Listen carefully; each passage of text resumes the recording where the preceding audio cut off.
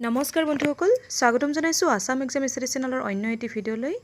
আশা কৰিছোঁ ভিডিঅ'টো চাই ভাল পাব, কাৰণ আজি মই আপোনালোকৰ বাবে লৈ আহিছোঁ ইণ্ডিয়ান হিষ্ট্ৰী পাৰ্ট 5 আৰু ইয়াত আছে ভাৰত বুৰঞ্জীৰ 20টা অতি গুৰুত্বপূৰ্ণ সাধাৰণ জ্ঞানৰ প্ৰশ্ন, যিকেইটা নেকি প্ৰতিযোগিতামূলক পৰীক্ষাসমূহৰ বাবে বহুত ইম্পৰ্টেণ্ট হয়। তো ভিডিঅ'টো স্কিপ নকৰাকৈ শেষলৈকে চাব। তো বলক এতিয়া আমাৰ বিষয়লৈ আগবাঢ়ো। লগতে বন্ধুসকল, প্ৰত্যেকটো প্ৰশ্নৰ নামত 5 ছেকেণ্ডকৈ সময় ৰাখিছোঁ, লগতে উত্তৰবিলাকৰো অপশ্যন দিয়া আছে। তো যদি পাৰে কমেণ্টত জনাব, লগতে মনতেও চেষ্টা কৰিব, আৰু যদি জানে কমেণ্টত জনাই থাকিব। তো বলক আজিৰ আমাৰ বিষয়ৰ 1 নম্বৰত দিয়া আছে, কোনগৰাকী মোগল সম্ৰাটে আগ্ৰাৰ পৰা দিল্লীলৈ ৰাজধানী স্থানান্তৰিত কৰিছিল? অপশ্যন এ দিয়া আছে Akbar, B Jahangir, C Aurangzeb, D Shah Jahan. ইয়াৰে শুদ্ধ উত্তৰটো হ'ল ঔৰংগজেব। 2 নম্বৰত দিয়া আছে, কাৰ শাসনকালত তুলসীদাসে ৰামচৰিত মানস ৰচনা কৰিছিল? অপশ্যন এ দিয়া আছে কৃষ্ণদেৱ ৰায়, বি ৰাম ৰায়, চি জাহাংগীৰ, ডি আকবৰ। ইয়াৰে শুদ্ধ উত্তৰটো হ'ল আকবৰ। 3 নম্বৰত দিয়া আছে, কোনগৰাকী ভাৰতীয় শাসকৰ পিতা পুত্ৰৰ নাম একেই আছিল? অপশ্যন এ দিয়া আছে Indrajit Gupta, B Chandragupta, C Samudragupta, D Shakyagupta. ইয়াৰে শুদ্ধ উত্তৰ হ'ল সমুদ্ৰগুপ্ত।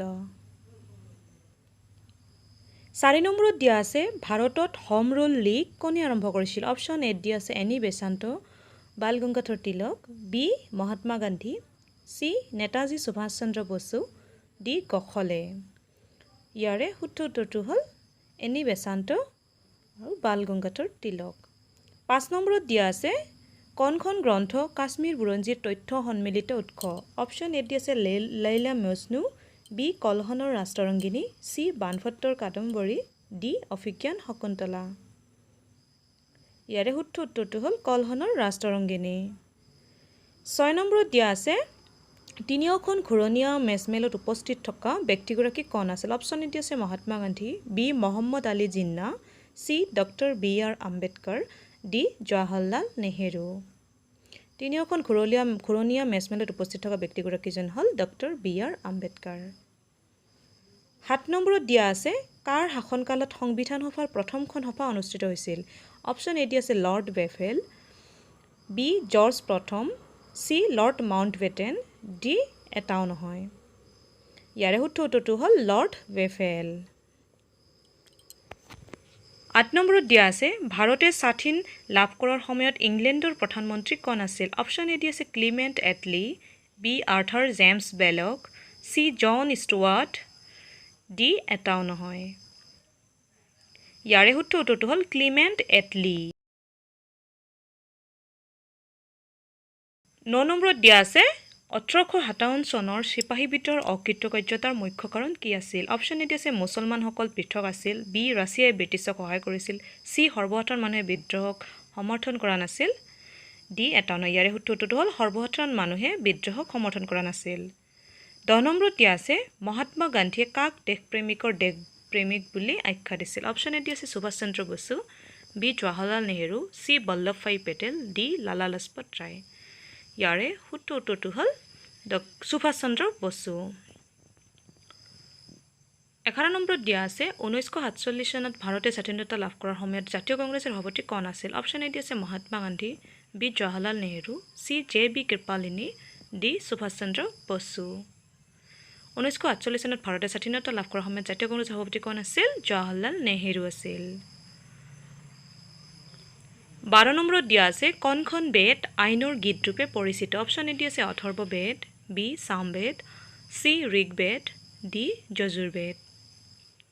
কোনখন বেদ আইনৰ গীত ৰূপে পৰিচিত? তেতিয়াহ'লে উত্তৰ সামবেদ। 13 নম্বৰত দিয়া আছে, তলত দিয়া কোনখন শিখ ধৰ্মগ্ৰন্থ? অপশ্যন এ দিয়া আছে বেদ, বি গুৰু গ্ৰন্থ চাহিব, চি ত্ৰিপিটক, ডি এটাও নহয়। ইয়াৰে শুদ্ধ উত্তৰটো হ'ল গুৰু গ্ৰন্থ চাহিব।